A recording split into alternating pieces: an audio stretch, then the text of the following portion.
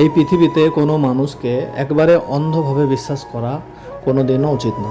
সেটা কেন, এই ভিডিও না দেখলে আপনারা কিছুতেই বিশ্বাস করবেন না। যেই চাচাকে বিশ্বাস করে তার ধন সম্পত্তি টাকা পয়সার দায়িত্ব দিয়েছিল দেখাশোনা করা, সেই নাকি লোভে পড়ে লোভ করে তার পরিবারকে খাবারের সঙ্গে বিষ মিশিয়ে মেরে ফেলে।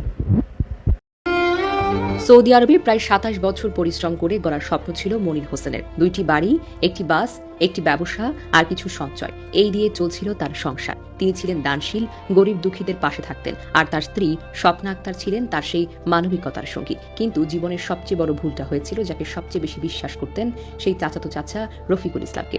রফিকুলের কাছে ছিল মনিরের ঢাকার বাড়ির চাবি, টাকার হিসাব, এমনকি গোপন সম্পত্তির খবর। ২৮ জুন অসুস্থ ছেলের চিকিৎসার জন্য মনির স্ত্রী ও ছেলেকে নিয়ে আসেন ঢাকায়। উঠেছিলেন মগবাজারের হোটেল সুইটস দ্বীপে।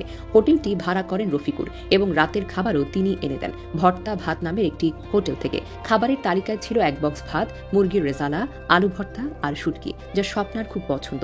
রাতের খাবার খাওয়ার পরপরই অসুস্থ হয়ে পড়েন ৩ জন। ভোরে হাসপাতালে না হলেও বাঁচানো যায়নি কাউকে। বেঁচে যান শুধু একজন, যিনি খাবার এনে দিয়েছিলেন, অর্থাৎ রফিকুল ইসলাম।